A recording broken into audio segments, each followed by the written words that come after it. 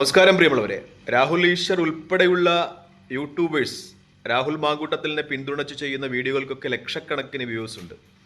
രാഹുൽ ഈശ്വറിൻ്റെ ഓരോ വീഡിയോയും 2-3 ലക്ഷം ആളുകളാണ് കാണുന്നത്. അതൊരിക്കലും ഒരു പെയ്ഡ് പ്രൊമോഷൻ, അതായത് വ്യൂസ് കൂട്ടാൻ വേണ്ടി പൈസ കൊടുത്ത് ചെയ്യുന്നതാണ് എന്ന് പറയുവാൻ കഴിയില്ല. കാരണം സിസ്റ്റത്തിലൊക്കെ അങ്ങനെ ചെയ്യാൻ പറ്റുമെന്ന് ഞാൻ കേട്ടിട്ടുണ്ട്. പക്ഷേ അങ്ങനെ വ്യൂസ് കൂട്ടുകയാണെങ്കിൽ അത് ചാനലിൻ്റെ ഗ്രോത്തിനെ ബാധിക്കും. രാഹുൽ ഈശ്വറിനെ പോലുള്ള ഒരാൾക്ക് പെയ്ഡ് വ്യൂസിനെ പൈസ കൊടുത്ത് സെലക്ട് ചെയ്യേണ്ട കാര്യമില്ല സിസ്റ്റം വഴി. കാരണം അത് അദ്ദേഹത്തിൻ്റെ ചാനലിൻ്റെ പിന്നീടുള്ള പ്രവർത്തനത്തെ ബാധിക്കും.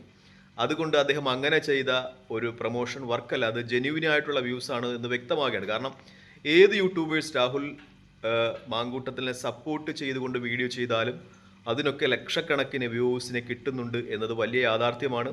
അതിൻ്റെ ഒരു റിയലായിട്ടുള്ള കാര്യം എന്ന് വെച്ചാൽ രാഹുൽ മാങ്കൂട്ടത്തിനൊപ്പം കേരളത്തിലെ ജനങ്ങളുണ്ട്, സാധാരണ ജനങ്ങളുണ്ട് എന്നതാണ്. പാർട്ടി കൈയൊഴിഞ്ഞിട്ടും നേതാക്കന്മാർ കൈയൊഴിഞ്ഞിട്ടും കേരളത്തിലെ സാധാരണക്കാരായ ജനങ്ങൾ രാഹുൽ മാങ്കൂട്ടത്തിനോടൊപ്പം ഉണ്ട് എന്ന് തന്നെയാണ് സ്ഥിതിഗതികൾ വ്യക്തമാകുന്നത്. മിക്കപ്പോഴും ഇത്തരം യൂട്യൂബ് ചാനൽ ചെയ്യുന്ന ആളുകളുടെ കമൻറ്റ് വീഡിയോയ്ക്ക് താഴെ വരുന്ന കമൻറ്റുകളൊക്കെ രാഹുൽ മാങ്കൂട്ടത്തിനെ അനുകൂലിച്ചുകൊണ്ടുള്ള കമൻറ്റുകളാണ്.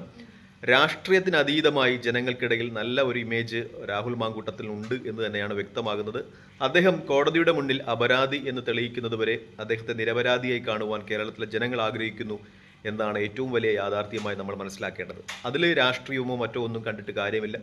രാഹുൽ മാങ്കൂട്ടത്തിൽ എന്ന് പറയുന്ന വ്യക്തി ഇപ്പോഴും ജനങ്ങൾക്ക് സ്വീകാര്യനാണ് എന്ന് തന്നെയാണ് വ്യക്തമാകുന്നത്. ഇവിടെ നിന്നൊക്കെയോ കെട്ടിച്ചമയ്ക്കപ്പെട്ട ആരോപണങ്ങൾ, അദ്ദേഹത്തെ ലക്ഷ്യം വെച്ചിട്ടുള്ള ആരോപണങ്ങൾ എന്ന രീതിയിൽ കേരളത്തിലെ ജനങ്ങൾ, പ്രത്യേകിച്ചും സ്ത്രീകൾ ഉൾപ്പെടുന്ന ജനങ്ങൾ അത് കാണുന്നു എന്നാണ് ഏറ്റവും പരമപ്രധാനമായ യാഥാർത്ഥ്യം. യൂട്യൂബേഴ്സ്, സാധാരണ ആളുകൾ, ഒരുപക്ഷെ ചാനലുകൾ, അത് മുഖ്യധാരാ ചാനലുകൾ, ന്യൂസ് 24 അതുപോലെ റിപ്പോർട്ടർ ചാനലോ ഒന്നും കാണുന്ന ആളുകളല്ല. അവർ മിക്കപ്പോഴും ഇത്തരം സോഷ്യൽ മീഡിയയുടെ പേജുകളെയോ യൂട്യൂബ് ചാനലുകളെയോ ഒക്കെയാണ് ആശ്രയിക്കുന്നത്. അവർ അവർ ആ ചാനലുകളെ പ്രകടിപ്പിക്കുന്ന അഭിപ്രായങ്ങളിൽ 99.99% രാഹുൽ മാങ്കൂട്ടത്തിന് അനുകൂലമാണ് എന്ന ഒരു ഘടകം വന്നു നിൽക്കുകയാണ്. മറ്റൊന്ന്, ഈ കേസുമായി ബന്ധപ്പെട്ട് നമ്മൾ പറയുമ്പോൾ നേമം ഷജീറും രാഹുൽ മാങ്കൂട്ടത്തിലും തമ്മിലുള്ള ഒരു ആത്മബന്ധം അത് വളരെ ആകർഷകമായി തോന്നി എന്നത് യാഥാർത്ഥ്യമാണ്. പ്രത്യേകിച്ചും പ്രതിസന്ധി ഘട്ടങ്ങളിൽ സൗഹൃദങ്ങളൊക്കെ ഉപേക്ഷിച്ച് പോവുക സ്വാഭാവികമാണ്. നമ്മളൊന്ന് വിളിച്ചാൽ പോലും ഫോൺ അറ്റൻഡ് ചെയ്യില്ല.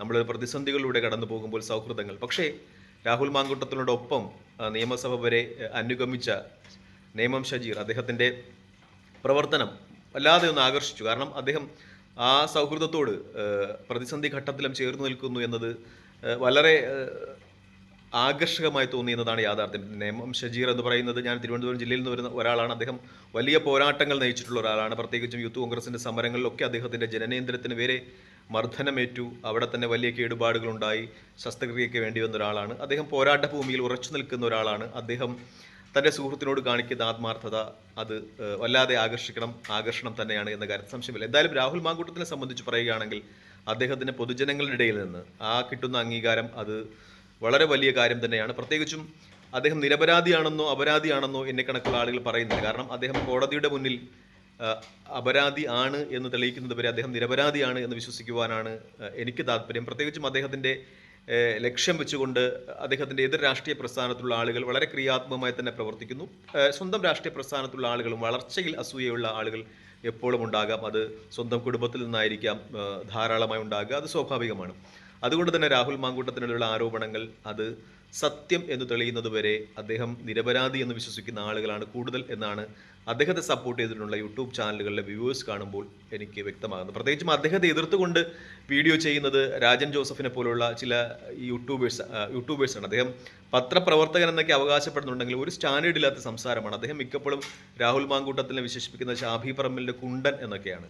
എന്ത് വിവരമാണ് ഇവനൊക്കെ ഉള്ളതെന്ന് എനിക്കറിയില്ല. കാരണം ഒരു ആത്മസൗഹൃദം ഒരേ മേഖലയിൽ പ്രവർത്തിക്കുന്ന ആളുകൾ തമ്മിൽ ഉണ്ടായേക്കാം. രാഷ്ട്രീയത്തിലായാലും കലയിലായാലും പത്രപ്രവർത്തന രംഗത്തായാലും ഒക്കെ ഉണ്ടായേക്കാം. അത് ഒരാളുടെ കുണ്ടനായതുകൊണ്ടല്ല, ഒരാളെ ഹോമോസെക്സിന് വേണ്ടി ഉപയോഗിക്കുന്നത് കൊണ്ടല്ല. അത് രാജൻ ജോസഫ് തന്നെ ഇത്തരം സൗഹൃദങ്ങൾ അദ്ദേഹത്തിന് ഉണ്ടായേക്കാം. അദ്ദേഹം വർക്ക് ചെയ്യുന്ന സമയത്തോ ഒക്കെ ആരെങ്കിലും അദ്ദേഹത്തെ ഇങ്ങനെ ഹോമോസെക്സിന് വേണ്ടി ഉപയോഗിച്ചിട്ടുണ്ടോ എന്ന് എനിക്കറിയില്ല. അദ്ദേഹത്തിൻ്റെ അനുഭവത്തിൻ്റെ വെളിച്ചത്തിലാണോ ഇത് പറയുന്നത് എന്നറിയില്ല. എന്തായാലും രാഹുൽ മാങ്കൂട്ടത്തിൻ്റെ മേലുള്ള ആരോപണങ്ങൾ അത് ആരോപണങ്ങളായി തന്നെ നിൽക്കുന്നിടത്തോളം കാലം അദ്ദേഹത്തെ ക്രൂശിക്കുന്നതിലൊരു പരിധിയുണ്ട് എന്ന് തന്നെയാണ് എനിക്ക് പറയാനുള്ളത്. അദ്ദേഹത്തിൻ്റെ ഒരു കുടുംബമുണ്ട്, അമ്മയുണ്ട്. അവരുടെ വേദന നമ്മൾ മനസ്സിലാക്കണം. അദ്ദേഹം നിരപരാധി ആണ് എന്ന് തന്നെയാണ് ഇപ്പോഴും ജനങ്ങൾ വിശ്വസിക്കുന്നത്. അദ്ദേഹത്തെ അപരാധിയാണെങ്കിൽ അദ്ദേഹത്തെ കോടതിയും നിയമവ്യവസ്ഥയും ശിക്ഷിക്കട്ടെ. കാരണം ഇപ്പോൾ തന്നെ അദ്ദേഹത്തിൻ്റെ മേൽ പരാതികളൊന്നും ഇല്ല എന്ന റിപ്പോർട്ടാണ് ഈ നിമിഷം പോലും വാർത്താമാധ്യമങ്ങളിൽ നിന്ന് പുറത്തു വരുന്നത്. ക്രൈംബ്രാഞ്ച് അതുമായി ബന്ധപ്പെട്ട കേസുകൾ പിൻവലിക്കുന്നു എന്ന രീതിയിലുള്ള വാർത്തകൾ പുറത്തു വരികയാണ്. എന്തായാലും അദ്ദേഹം അപരാധിയാണെങ്കിൽ അതുമായി ബന്ധപ്പെട്ട തെളിവുകൾ കോടതിയിൽ നൽകട്ടെ ബന്ധപ്പെട്ടവർ. ഇപ്പോഴും അദ്ദേഹത്തിൻ്റെ പേരിലുള്ള തേർഡ് പാർട്ടി പരാതികളാണുള്ളത്. അതായത് പീഡനത്തിന് ഇരയായി എന്ന് പറയുന്ന ആളുകളോ അദ്ദേഹം സെക്ഷൻ നിർബന്ധിച്ചു എന്ന് പറയുന്ന ആളുകളോ ഒന്നുമല്ല പരാതി കൊടുത്തിരിക്കുന്നത്.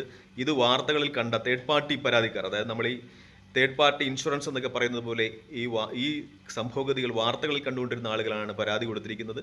തേർഡ് പാർട്ടി പരാതികളാണുള്ളത്. അത് എത്രത്തോളം നിലനിൽക്കും എന്ന് അറിയില്ല. ഇനി പരാതികൾ ആരെങ്കിലും ഉണ്ടെങ്കിൽ കൊടുക്കട്ടെ, അദ്ദേഹത്തെ നിയമവ്യവസ്ഥ ശിക്ഷിക്കട്ടെ. അപ്പോൾ നമുക്ക് അദ്ദേഹത്തിനെതിരായി വീഡിയോ ചെയ്യാം. തൽക്കാലം ഇപ്പോൾ രാഹുൽ മാങ്കൂട്ടത്തിൽ നിരപരാധിയാണ് എന്ന് വിശ്വസിക്കുന്നത് കൊണ്ട് തന്നെ അദ്ദേഹത്തിന് അനുകൂലമായി തന്നെ വീഡിയോ ചെയ്യാനാണ് താല്പര്യം. തൽക്കാലം ഈ വീഡിയോ ഇവിടെ വാങ്ങണം. മറ്റു വീഡിയോ കാണുന്നത്. നന്ദി, നമസ്കാരം, ജയ് ഹിന്ദ്.